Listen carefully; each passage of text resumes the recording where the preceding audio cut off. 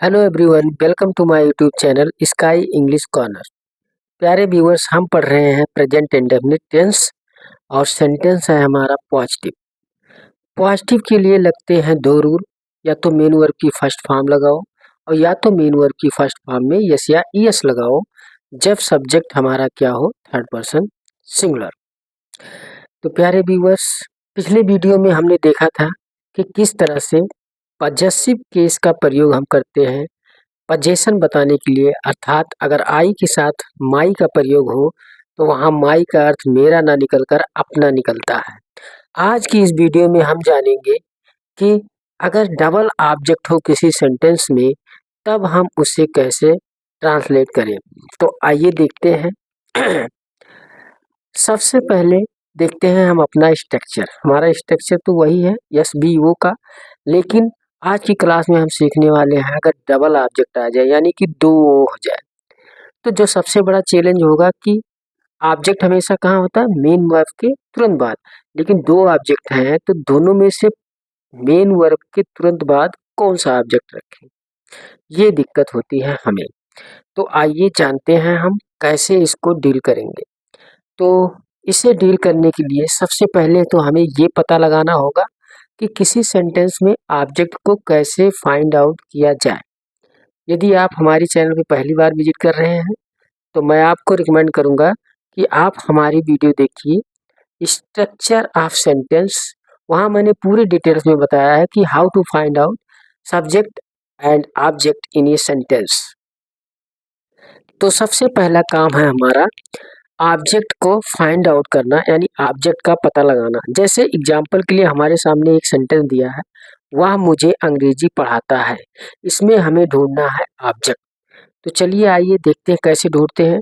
तो जैसा कि आपको हमने पहले ही बताया है कि मेन वर्ब होता है हमेशा लास्ट में। इसमें मेन वर्ब है पढ़ाता है, इसमें मेन वर्ब है प्यारे व्यूअर्स पढ़ाता है। तो हम मेन वर्ब से दो प्रश्न करते हैं। कितने प्रश्न? दो प्रश्न। पहला होम का और दूसरा वार्ड का। तो दोनों से या तो हो सकता है किसी सेंटेंस में होम से मिल जाए, किसी में वार्ड से, और या किसी सेंटेंस में दोनों से अलग अलग मिल जाए। तो इसका मतलब उसमें दो अलग अलग ऑब्जेक्ट हैं। आइए इस सेंटेंस में पता लगाने की कोशिश करते हैं। जब हम होम से प्रश्न करते हैं तो हमें जो ऑब्जेक्ट मिलता है उसे कहते हैं इनडायरेक्ट ऑब्जेक्ट। जब हम होम से प्रश्न करते हैं तो जो ऑब्जेक्ट मिलता है उसे कहते हैं इनडायरेक्ट ऑब्जेक्ट, और उसका संबंध सीधे सीधे होता है सब्जेक्ट से। प्यारे व्यूअर्स, दोबारा समझिए। जब हम होम से प्रश्न करते हैं तो हमें जो ऑब्जेक्ट मिलता है उसे कहते हैं इनडायरेक्ट ऑब्जेक्ट, और इनडायरेक्ट ऑब्जेक्ट किससे संबंधित होता है? सब्जेक्ट से। दूसरा प्रश्न हम करते हैं व्हाट से। तो व्हाट से जो हमें ऑब्जेक्ट मिलता है उसे कहते हैं डायरेक्ट ऑब्जेक्ट, जिसका संबंध सीधे सीधे होता है मेन वर्ब से। आइए इस सेंटेंस में मैं आपको पता लगा के दिखाता हूँ। तो पढ़ाता है, क्या पढ़ाता है? अंग्रेजी। तो अंग्रेजी से मिला वाट का जवाब, तो यानी वाट कैसा ऑब्जेक्ट होगा? Direct object. कैसा ऑब्जेक्ट? डायरेक्ट ऑब्जेक्ट को मैंने लिख दिया डी ओ, डायरेक्ट ऑब्जेक्ट। चलिए आइए देखते हैं होम किसे पढ़ाता है। तो मुझे आया, तो मुझे क्या हुआ? हमारा इनडायरेक्ट ऑब्जेक्ट। कैसा ऑब्जेक्ट हुआ? आई डी से हमने लिख दिया इनडायरेक्ट ऑब्जेक्ट। अब आइए देखते हैं इनडायरेक्ट ऑब्जेक्ट का संबंध किससे होता है? सब्जेक्ट से। यानी इस सेंटेंस में मुझे का संबंध किससे होगा? वह से। और अंग्रेजी का संबंध किससे होगा? मेन वर्ब से। मेन वर्ब यानी पढ़ाने से। अंग्रेजी का संबंध किससे होगा? पढ़ाने से। एक बार आप बोल के भी देख सकते हैं। जैसे मैं बोलूं वह पढ़ाता है, तो क्या पढ़ाता है? अंग्रेजी। अच्छा, वह किसे पढ़ाता है? मुझे। तो वह का संबंध मुझे से है और अंग्रेजी का संबंध पढ़ाने से है। चलिए खैर, ये सब ग्रामर की बातें हैं और मेरा काम है आपको बेसिक रूप से टेंस को सिखा देना। तो हम ज़्यादा टेक्निकल बातें नहीं करने वाले हैं इसमें। बस हमें ये पता लगाना है कि दोनों वर्ग को ढूंढने के लिए एक होम से मिल जाएगा और एक आपको मिल जाएगा व्हाट से। लेकिन जब दोनों ऑब्जेक्ट, ये जो दोनों ऑब्जेक्ट हैं हम पहले कंडीशन की बात करते हैं कि अगर दोनों ऑब्जेक्ट है, दोनों में से कोई हमें अगर ऑब्जेक्टिव प्रोनाउन मिले जो कि यहाँ पे लिखा हुआ है me, us, you, him, her, it, them, अगर इनमें से कोई भी ऑब्जेक्ट आया है तो हम ऐसे सेंटेंस को दो तरीके से बनाते हैं। आइए मैं आपको बना के दिखाता हूँ। चलिए पहले इसी सेंटेंस को बनाते हैं, थोड़ा सा मैं नीचे करके आपको दिखाता हूँ।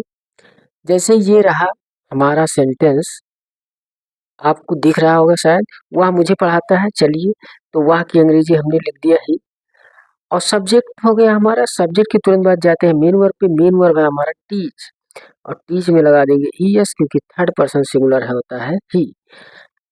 अब हमारे पास दो बचे हैं, अंग्रेजी और मुझे। तो अंग्रेजी और मुझे में से मुझे पहले किसे लिखना है? तो अगर आपके पास में 1 2 3 4 5 6 7, इन सातों में से कोई एक, दोनों ऑब्जेक्ट में से कोई ऑब्जेक्ट इन सातों में से है, तो मेन वर्ब के तुरंत बाद उससे पहले लिख दो। तो यहाँ पे क्या है? मुझे। तो मुझे इन्हीं में से है ये मी, तो हम मेन वर्ब के बाद क्या लिख देंगे? मी, और जो बच गया इंग्लिश उसे लिख देते हैं बाद में। प्यारे व्यूअर्स, अगर एक इनमें से आता है तो हम इसको दो तरीके से भी बना सकते हैं। दूसरा तरीका ये रहा, ही टीच। अगर हम यहाँ पे पहले इंग्लिश को लिखते हैं तो हमें बाद में लिखना पड़ता है टू के साथ मी। ऐसा क्यों है? क्योंकि मैंने आपको बताया है कि मी कैसा ऑब्जेक्ट है? Indirect object. कैसा ऑब्जेक्ट है? इनडायरेक्ट, जो कि हमें मिलता कैसे है? होम से प्रश्न करने पर। और इनडायरेक्ट का संबंध किससे होता है? सब्जेक्ट से। तो प्यारे व्यूअर्स, मी जो है किसके संबंध है? ही से। जब ये मेन वर्ब के करीब था, यानी सब्जेक्ट के ये करीब था, तो टू लगाने की जरूरत नहीं पड़ी। लेकिन इस सेंटेंस में ये सब्जेक्ट से थोड़ा सा दूर चला गया, यानी इंग्लिश से थोड़ा सा आगे, तो कहीं इसका संबंध खत्म ना हो जाए, इसलिए टू से हमने इसको जोड़ दिया। आइए कुछ और सेंटेंस करते हैं जिससे हमारे डाउट्स क्लियर हो। जैसे मैंने एक सेंटेंस और लिखा कि गाय हमें दूध देती है। गाय हमें दूध देती है, तो काऊ, और सब्जेक्ट हो गया। सब्जेक्ट के तुरंत बाद कहाँ गए? मेन वर्ब पे। यहाँ तक तो कोई दिक्कत नहीं, काऊ सिंगुलर है, गिव्स लगा दिया, यहाँ तक हमें कोई समस्या नहीं होती है। अब हमारे पास बचा है दो, हमें और दूध। तो आइए पहले चेक करेंगे क्या इनमें से कोई है? इनमें से कोई है? हाँ, अस है इनमें से। तो अस है, तो आप चाहो तो मेन वर्ब के तुरंत बाद इसको लिख दो, अस को लिख दो। किसको लिख दो? अस को। ये यू एस, अस को लिख दो। फिर जो बच गया मिल्क, उस मिल्क को लिख देते हैं। प्यारे व्यूअर्स, अगर इसको मिल्क को पहले लिखना है तो हमें क्या करना पड़ेगा? कुछ नहीं करना पड़ेगा। हम गिव्स लिखेंगे, मिल्क लिखेंगे, और फिर लिख देंगे टू अस। ऐसा टू का क्यों लिखा? क्योंकि अस का संबंध किससे है? सब्जेक्ट से। यहाँ पे तो करीब था सब्जेक्ट में, तो टू नहीं लगा, लेकिन यहाँ दूर हो गया, एक शब्द दूर हो गया, तो कहीं इसका रिश्ता सब्जेक्ट से खत्म ना हो जाए, इसलिए लगा दिया टू। अब चलते हैं, पहला कंडीशन क्या देखा था हमने कि जब इनमें से होगा तभी हम सेंटेंस को इन दोनों तरीकों से बना पाएंगे। जब कोई ऑब्जेक्टिव प्रोनाउन होगा तभी हम इस सेंटेंस को इस तरीके से बना पाएंगे। अगर इनमें से कोई नहीं आया तो, दोनों ऑब्जेक्ट में से इनमें से कोई एक भी नहीं आया तो हम कंडीशन कुछ और ही देखेंगे, तब हम किसी और रूल से बनाएंगे, वो एक ही तरीके से बनेगा।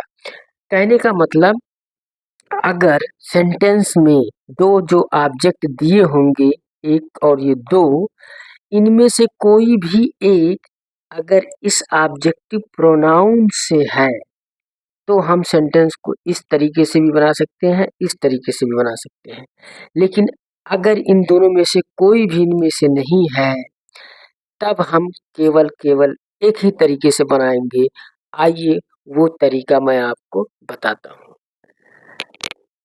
प्यारे व्यूअर्स, दूसरा कंडीशन हमारा कहता है कि जब दोनों ऑब्जेक्ट में से कोई भी ऑब्जेक्टिव प्रोनाउन ना हो, यानी कि जो हमारा स्ट्रक्चर है एस बी ओ का, इन दोनों ऑब्जेक्ट में से कोई भी ऑब्जेक्ट इनमें से ना हो, इनमें से ना हो, तब तब कुछ नहीं करना है।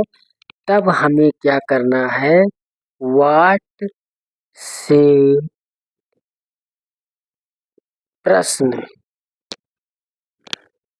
करने पर जो ऑब्जेक्ट मिलेगा उसे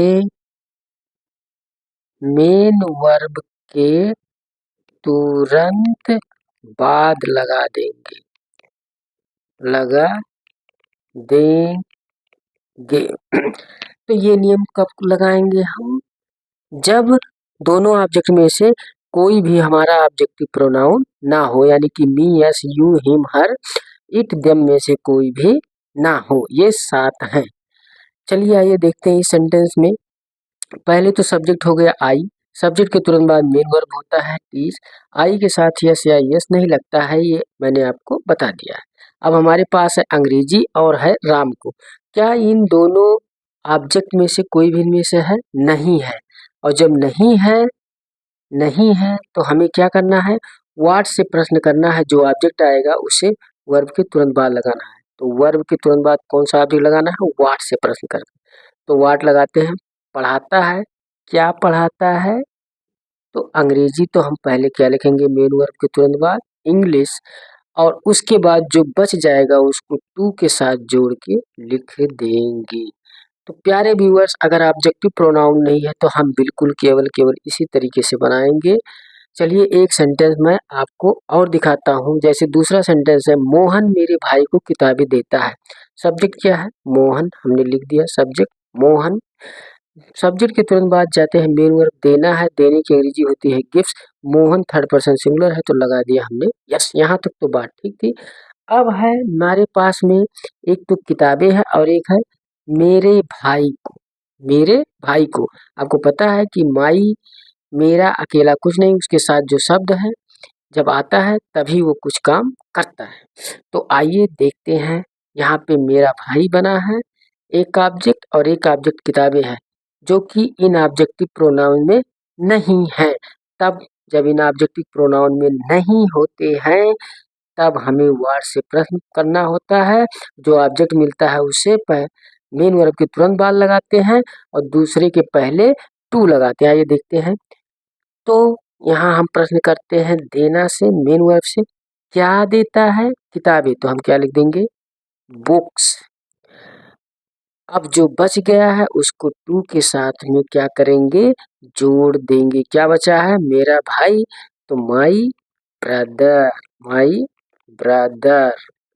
आई होप कि ये आपको समझ में आया है। इसे 2 बार देखिए और अगली वीडियो में हम प्यारे व्यूअर्स पढ़ेंगे कि अगर किसी सेंटेंस में 2 वर्ब आ जाए तब हम उसे कैसे बनाएंगे।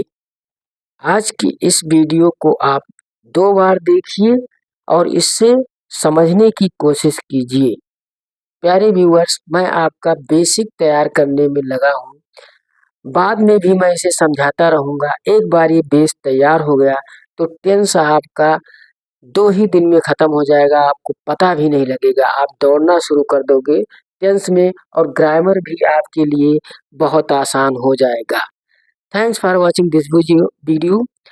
Please do watch, subscribe, like and share this video.